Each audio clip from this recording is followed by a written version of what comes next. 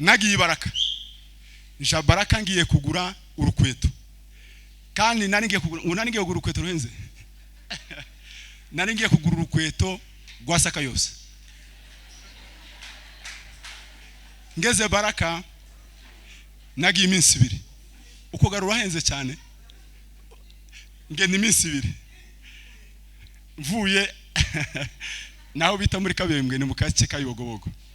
Ubwo rero nagiye iminsi 2 kugura urukweto, ngaruka iminsi 2 yo gutaha. Urukweto naruguze iminsi 4 rwa Saka yose. Nguru urukweto ngomara gushika ku muntu narayeho, arambwira nguje kurari wanje ariko nta bijyo mfite. Icyo dukora tumwe inzoga dusinde, tuzaba tugwanyije malaria, tuzaba tugwanyije n'inzara, inzara zabishize. Ngo turangize angaburira inzoga, yafashe inzoga arayivanga. Ngo mare kuyivanga ibyeri abivanga nimba ari umugomba nimba ari kapita mbere sinzi uyavanze. Ngo arangize njewe inzoga iramfata imfata mu maguru, igihe cyo gutaha sinabashe gutaha, bagiye bamfasha amaboko. Ngo ngenze mu nzu yarandekuye na mampiri maho ngaho. Bwarakeye mu gitondo arambwira ngo burakeye yuzuka ngo ndebe sanga ni 2. Turangije njaga kugura rwa rukweto nari ngiye kugura.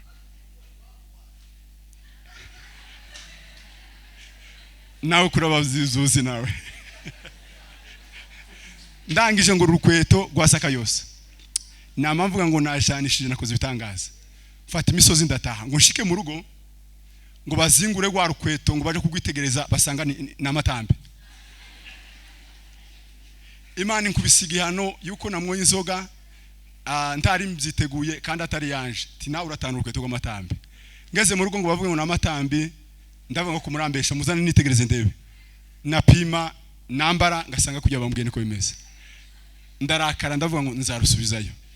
Mfata urugenzi rwa 2 ndarumanukana nigaba mu yogobogo bukeye mu gitondo ni Baraka nja kurubura urukweto rw'abandi. Nongera gufata urugenzi nigaba mu yogobogo bukeye mfata urugenzi ndarenga iwacu muri Kabembwe. Iminsi 6 ku rukweto rwa Saka yose. Amen. Icya 2 nari nararwaye ndahuma umwaka wose. Ndavuga ngo sinzasengegwa, sinshaka abanyamasengesho, baransengeye kuko nafashwe nsenga. Ngo ndangiza nta muganga numwe shaka uzantera imiti. Nja mu cyumba nari yari kugisenyi. Njyama mu cyumba imyenda yanje bagaza bayinyereka ngo erekana imyenda yayo hari. Kababwira ngo imyenda yanje ntandiko mbona. Kabona umwijima gusa. Bagaza bazana ibijyo bakankarabisha, ngakora nkumva gusa ndatanse nkoze mu isani y'umutsima cyangwa simboga. Nagaza mbona gusa ibicucu. Nyuma yabwo natora umutsima naje gutamira ngahusha mu kanwa kazanshira mu matwi. Ariko Imana yankuye kuri yeme. Ikindi gihe mva mu Minembwe icyo gihe nari mu Mikarati nari nararwaye, manukana aho bita ku Gatongo. Icyo gihe hari umuntu twari kumwe, hari gihe cy'amayimayi nyinshi. Turavuga ngo tugize ikibazo urahumye, icya 2 ni gihe cy'amayimayi uzatambuka gute? Ndavuga ngo Mana nshize ubuzima bwanje muri wewe, niroshe muri wewe, niyohereye muri wewe. Ahasigaye nibamfata ni wewe bazabafashe sinjewe. Ariko Imana yo wayiroshemo izi kurwanirira abaguteze bakabura bafata bagafata umwijima, bafata ubusa. Mayiza amazivuga ngo titworoha tugufata, titworoha tukugeraho kuko urarinzwe. Muri byo bavanga urarinzwe n'ukuboko gukomeye, nta uzadukoraho turi mu maboko yoraho. Nta yindi ntego kandi nta rindi jambo nukunezerwa Yesu. Burya nuzoza utaramukumva huye n'Imana, nuzoza ushika mu rugo uzoza ukora ifete kuko Yesu uzamumanuye muri wowe. Rimwe na rimwe Yesu azaba ari mu kirere tukumva ari kure, ariko Yesu iyo twamukweze tugenda tukumva tubera umwambaro. Muri imzi ya mahimbi ndirimbo neza aravuga ngo mba hafi kuruta umwambaro nambara, ngo amenyera kure. Ngizo nibwira ngijambo ritaho mu kanwa kanje.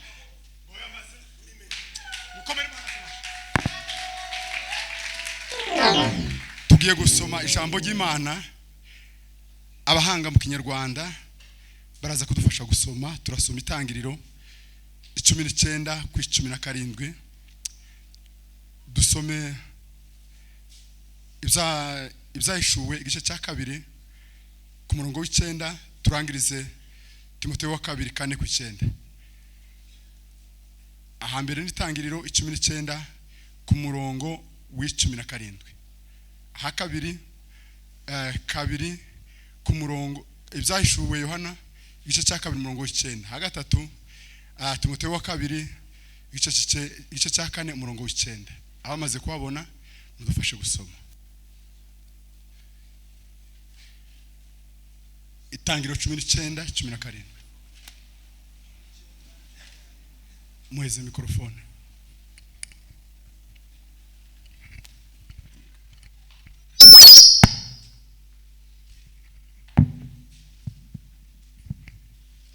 Itangiriro 19 murongo wa 17. Haravuga ngo bamaze kubakuramo, umwe muri bo aravuga ati, hunga udapfa. Yego. Nturebe inyuma kandi ntutinde utararangiza iki kibaya. Hungira ku musozi utarimbuka. Loti aramubwira ati, mushaka kurekerwa. Imana igumugisha, mushumba wacu Imana mumugisha. Wa kabiri ibyahishuwe igice cya kabiri ku murongo w'9.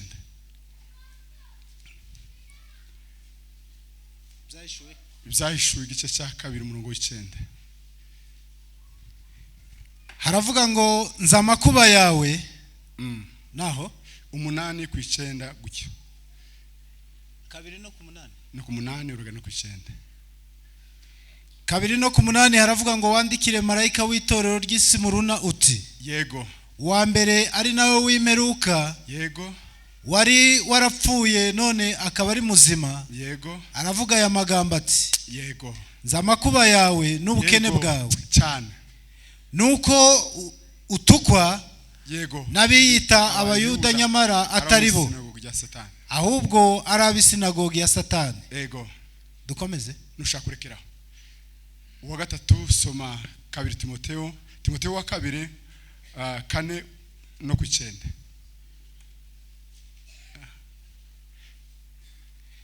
Timoteyo wa kabiri 4 no ku 9. Haravuga ngo gira umwete wo kuzaho ndi vuba. Amen. Amen. Murakoze, Imana ibahumugisha. Turavuga ijambo ry'Imana rivuga ngo hunga udapfa. Hunga udapfa. Icyambere dushimye Imana yuko twateranye kubera Imana, kubera umugambi w'Imana. Ku kwezi kose twari dufite gahunda yo kuza hano, ariko byadufashe vuba kugira ngo tuze tubane, mutubone natwe tubabone, nitumara tusanga ubwami bw'Imana tunezerwe, gira tuzaje mu ijuru. Imana irabidufashamwo, turaza mu nzira twajanye n'Imana, dushitsa amahoro hariya twaraye umugera kugeza mu gitondo, tugera ku itorero. Muratwakira, muratwishimira, tunezererwa Kristo mu materaniro ya mbere, none tugeze mu ya kabiri. Izo zose turabikesha Kristo. Mukomere Imana yacu amashi. Dushima kuri ubumwe bwanyu mwagize, gukorera hamwe, kuvugira hamwe, kumvikana, kuko kumvikana niyo mpano y'Imana. Ikindi kandi dushima abayobozi babyumvise mu gihe gito, babyemera mu gihe gito, babyemera cyane kandi barabyumva. Turabakunda, tsora tubasabira, undi kandi muri inshuti zacu mukaba inshuti za Yesu. Dushimiye abayobozi bose abatuye kuri uyu musozi n'abatuye muri itorero ndetse n'abayobozi bakarere. Uyu muyobozi mumukomera amashi ndetse muheza amanota kuko karakora neza mu gihe ciwe. Mu gihe azatogwa itorero ryacu tuzamuheza amanota, tuzamuheza amajwi natwe azatogwe.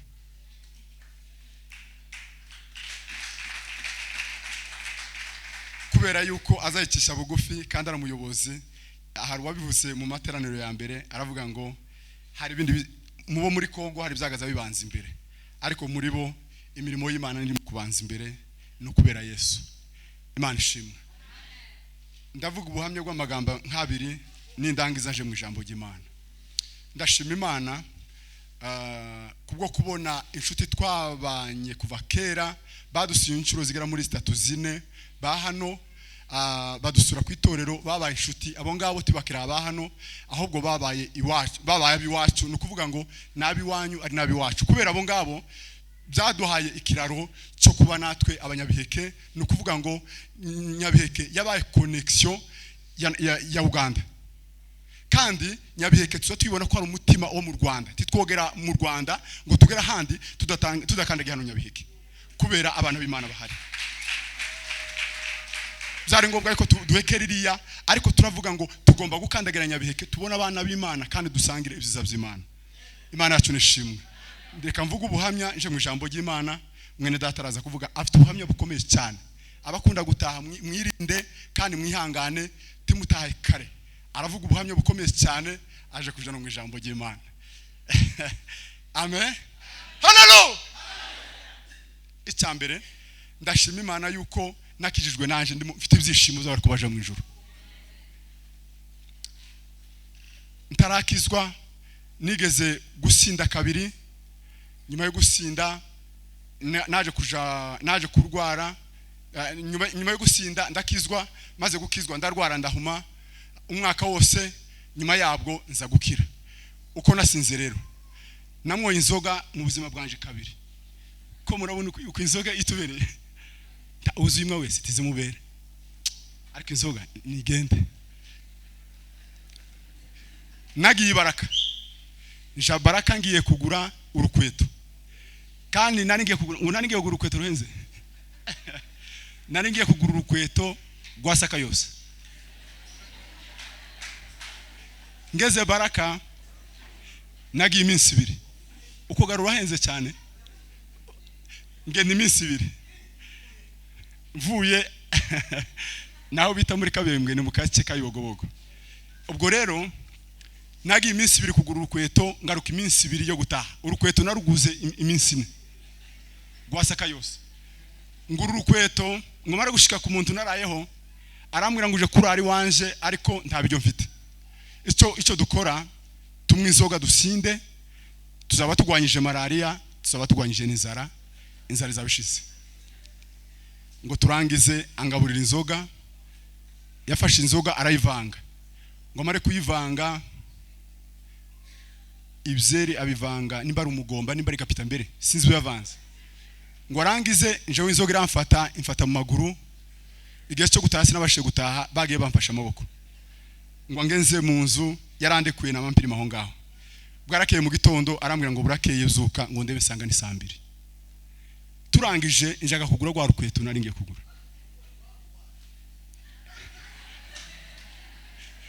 Nawe kurabazizuzi nawe. Ndangije ngo rukweto rwa Sakayose. Namamvuga ngo nashanishije nakoze bitangaza. Fata imisozi ndataha ngo nshike mu rugo, ngo bazingure rwa rukweto ngo baje kugwitegereza basanga n'amatambe. Imana inkubisiga hano yuko namwoye inzoga ntari mbyiteguye kandi atari yanje. Tina uratana urukweto rw'amatambe. Ngeze mu rugo ngo bavuge ngo n'amatambe, ndavuga ngo kumurambesha muzane nitegereze ndebe. Napima nambara ngasanga kujya bambwiye niko bimeze. Ndarakara ndavuga ngo nzarusubizayo. Fata urugenzi rwa kabiri ndarumanukana nigaba mu Yogobogo. Bukeye mu gitondo nika Baraka nja kurubura urukweto rw'abandi. Nongera gufata urugenzi nigaba mu Yogobogo. Bukeye mfata urugenzi ndarenga iwacu muri Kabembwe. Iminsi 6 ku rukweto rwa Sakayose. Amen. Icya kabiri nari nararwaye ndahuma umwaka wose. Ndavuga ngo sinzasengegwa, sinshaka abanyamasengesho. Baransengeye kuko nafashwe nsenga. Ngo ndangiza nta muganga numwe shaka uzantera imiti. Nja mu cyumba nari hariya ku Gisenyi. Njyama mu cyumba, imyenda yanje bagaza bayinyereka ngo erekana imyenda yayo hariya. Kababwira ngo imyenda yanje ntandiko mbona. Kabona umwijima gusa. Bagaza bazana ibijyo bakankarabisha, ngakora nkumva gusa ndatanse nkoze mu isani y'umutsima cyangwa simboga. Nagaza mbona gusa ibicucu. Nyuma yabwo natora umutsima naje gutamira ngahusha mu kanwa kazashira mu matwi. Ariko Imana yankuye kuri yeme. Ikindi gihe mva mu Minembwe icyo gihe nari mu Mikarati nari nararwaye, manukana aho bita ku Gatongo. Icyo gihe hari umuntu twari kumwe, hari gihe cy'amayimayi nyinshi. Turavuga ngo tugize ikibazo urahumye. Icya kabiri ni gihe cy'amayimayi uzatambuka gute? Ndavuga ngo Mana nshize ubuzima bwanje muri wewe, niroshe muri wewe, niyohereye muri wewe. Ahasigaye nibamfata ni wewe bazabafashe sinjewe. Ariko Imana iyo wayiroshemo izi kurwanirira abaguteze bakabura bafata bagafata umwijima, bafata ubusa. Maiza amaze ivuga ngo titworoha tugufata, titworoha tukugeraho kuko urarinzwe. Muri byava ngo urarinzwe n'ukuboko gukomeye, ntawe uzadukoraho, turi mu maboko yoraho. Ariko data we, haleluya. Ico gende ku gatongo maze kumanuka, sataniga ngo arangize anteza indwara y'amaguru. Aha mu mavi hombi numva imishare amacumu korasa muri ano mavi yombi, nanirwa kugenda. Uriya muvyeyi n'umuhamya igenda ari ndwaye yarambonye, hari nabandi bambonye. Noneho uturutse ku gatongo kugira ngo umanuke wike aharaho bita mutambara mu babembe, hari intera ndende, hari umwanya muremure. Nagaza mfata ukuguru gucya nkagenda gucya, wogenda gucya ukazashika he, nahura n'umugogo nkarengeza gucya, kugenda gucya. Ariko ubu ngubu sigaye ngenda nareba amaguru yanje kava ngo ariko uyu ni wa wundi warumeze kwa kundi, ni mureba amaguru yaragororotse kubera Imana. Turanga turebe ko amaguru yagororotse bukeya gusa nitubarashe mu ijambo ry'Imana.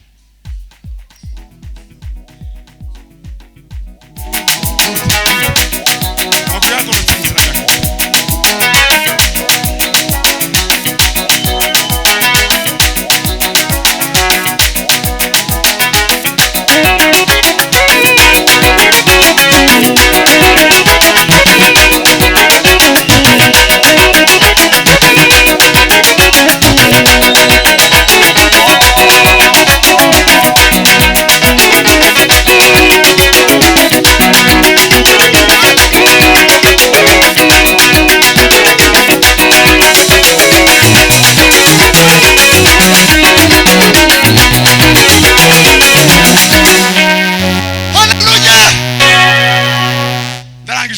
mu ijambo ry'Imana gira tuzasigira ubundi. Hunga udapfa, hunga udapfa. Umuntu azahunga giheke cyangwa se umuntu azahunga iki, igice cyose uhunga. Mu gitondo uhunga, nimugoroba uhunga, nijoro uhunga wo kwiruka. Hari umunsi umwe nigeze kwiruka gucya, sinzi akari kabaye, turi ahantu ngo niruke mpura n'inkari mu muhanda, ndayikubita ndayigonga igwa hasi ndabushuka. Hunga udapfa. Haraho nari mvuye ndayigonga mu nzira. Iyo umuntu ari kwahunga uzuhunga amasigamana, iyo uri kuhunga ugiye gupfa uzuhunga nta kintu na kimwe ubabaye ifuso muri umwanya, ibintu byose n'ubihitana. Hari umugabo umwe ugeze guhunga, ahunga abasirikare ba Mubuto, ngo aje kwiruka asimba ikijigi cyari kimusumba, ngo arangize ahira amashorishori, baramumanura b'abasirikare baramutwara.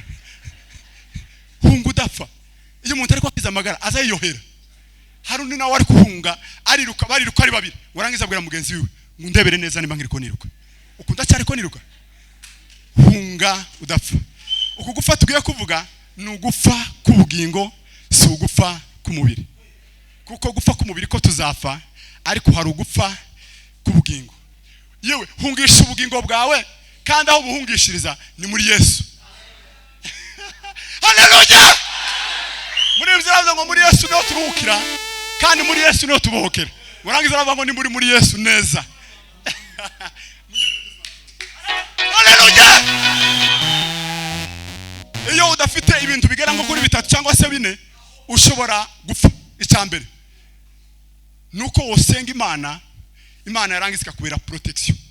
Icyakabiri nuko mu buzima bwawe wowe ufite umutima njanama, waje gukora icyaha umutima ukakubwira ngo ihangane, birashoboka ariko ihangane, ukaba kera urambutse akageze. Icyakabiri, icyagatatu nuko muri wowe ugira isoni zo gukora ikibi, utakigira isoni zo gukora ibibi, deja uzapfa. Kandi umuntu ashobora gupfa fizikama gucya tumubona tukabona ari muzima, ariko yarapfuye kandi kera yaribagiranye. Abapapa hari abapfuye bahagaze, abamama, abasore, urubyiruko hari abapfuye bahagaze. Ariko muri bizavuga ngo chunga ulimi wako, chunga maneno yako, ulimi una baraka na pia una laana. haleluya haleluya haleluya haleluya. Hano mu gitabo cya Timoteyo havuze ngo uhunge abantu bose bagira amagambo y'amanjwe, kuko abo ngabo amagambo yabo ngo arajyana cyane kurusha igisebe cy'umufunzo. Ngo abo ngabo ngiyo bayavuga ngo barushaho ngo gusayisha, barushaho kugira volume yo kuvuga amagambo adakwiriye.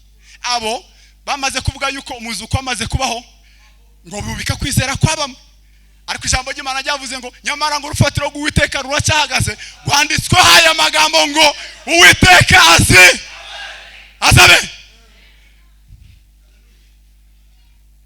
Ijambo rikavuga ngo bene abo ngabo ngo biratana ngo imibiri yabo ngo imana zabo ngo ninda, ngo kandi ngo bamaze gushyirwaho iteka. Abo ngabo ngo biratana ngo biteye isoni bya buri gihe. Haleluya. Kandi ngo abo ngabo bamaze kuba abanzi b'umusaraba. Ijambo ry'Imana ryatubwiye hariya mu Byahishuri havuze ngo wandikire marayika w'itorero ry'Isiburuna ngo wa mbere n'uwa nyuma wari warapfuye none akaba ariho, aravuga aya magambo ati z'amakuba yawe. Haleluya. Z'amakuba yawe, z'ubukene bwawe, ariko uri umutunzi. Nubwo tukwa nabita abayuda nyamara araho mu isinagogi rya Satani, tutinye ibyo ugiye kuzagerageza. Uzageragezwa iminsi 10 ariko uzihangane ugeze kugufa. Warangiza aravuga ngo ufite amatwi yumva niyumve, ufite amatwi yumva niyumve, ufite amatwi yumva niyumve iz'umwuka bwira amatorero. Unesha ntacyo rufugwa ruzamutwara. Urupfu rwa mbere rwari ruzatwisha, ariko urupfu rwa pire ngo nuruzatuma tutabona umwami Imana. Twasomye ijambo ry'Imana ryatubwiye amagambo meza cyane. Yatubwiye ngo umunsi umwe Loti ngo yari yicaye mu marembo y'Isodoma. Sodoma wari umugwa mubi cyane. Sodoma yari umugwa ukora icyaha. Sodoma wari urimo ikintu cyari giteyemo cyitwa ngo n'ubutinganyi, ubutinganyi. Noneho umukozi w'Imana arasenga cyane. Hari abantu bari mukuririra umugwa, abandi bakarira itorero, kuba itorero ritaratembanwa na sekibi. Nuko hari abantu bakirira itorero ry'Imana. Zamuri cyoro cy'Imana. Haleluya. Kuba nakibara mugihaga, kuba nyabiheke mugihagaze, mugikorera Imana, mukivugira hamwe. Hari abera b'Imana bahagaze. Abera b'Imana bahagaze mu mugwa. Hari igihe cy'umugwa uzawanga abantu, umugwa ukagora abantu, umugwa ukarusha abantu. Abantu bakavuga ngo tuzava muri uyu mugwa wabaye mubi. Ariko abera b'Imana baravuga ngo regera umugwa wawe muri kino gihe. Nico gituma mukivuga hamwe kandi mugikora bigakunda. Abera b'Imana bajyamye ku mugwa, abayumbe bajyamye ku mugwa, abakozi bajyamye ku mugwa. Loti hagarara mu marembo y'umugwa, yararimo agenda akora za gahunda mu mugwa, avuga ngo uyu mugwa uragwiriye n'ubutinganye. Mana uzakiza umugwa ryari? Uzaza ryari Yesu? Gorera amaraso y'abera. Barataka buri munsi ati uzaza ryari? Bamarayika b'Imana, Imana izayumva iminiho yo mu mutima. Imana yohereza marayika araza ngo mare gushika. Loti ngo gira ukibona marayika mugeze. Komera Imana yatabasha. Bamarayika ngo bamugeraho, arababwira ngo muze dutahe tuje iwacu mu rugo. Baragenda ngo bagere mu rugo, arabatekera, barajya barahaga. Ngo barangize kujya, arabinginga ngo ni murare. Baravuga ngo turarara tugenda, buradukera mu nzira. Arababwira ngo mugomba kurara. Bakiraho ngaho kuko umugwa wari wanguye, umugwa wari mwibibi, umugwa wari mu mwijima, umugwa wari mu butinganye, ubutinganye bw'abagabo n'abagore, ubutinganye bukomeye cyane. Ngo babona abantu baje baravuga ngo abangaba nabo tugomba kubakorera nk'izo turadukorera abandi, ariko bari bagiye kurahura umuriro aho utari. Haleluya. Rimwe na rimwe uzawitiranya ibihe ukagira ngo nibisanzwe, ariko siko bimeze, siko bizahora kuba mutegereza. Abazava mu isezerano ry'Imana bazabona ikibazo. Haleluya haleluya. Ngo barangize Loti arabafata abakingirana mu nzu, abagabo abahungu baraza, abantu bava imihanda yose baraza, ngo bamare gushika barakomanga. Babwira Loti ngo aba bagabo turabashaka, ni bande bije hano, basohore tubagirire nabi. Loti aravuga ngo tibishoboka yuko mwabagirira nabi, tibishoboka yuko mwabagirira nabi. Hari abantu babereye amaso, abandi bari mu kuvuga ngo tibishoboka yuko byagenda nabi. Yemwe we, hari abantu bari mu kuvuga ngo tibishoboka yuko byagenda nabi. nicyo gituma bitaragenda nabi. Arabwira ngo ahubwo mfite abana b'abakobwa banje babiri bataramenya abagabo, ni mu batwara bari bo mukorera nabi. Baravuga ngo uza tutwobikora ngo barangize Loti yari kumwe n'abamarayika mu nzu ngo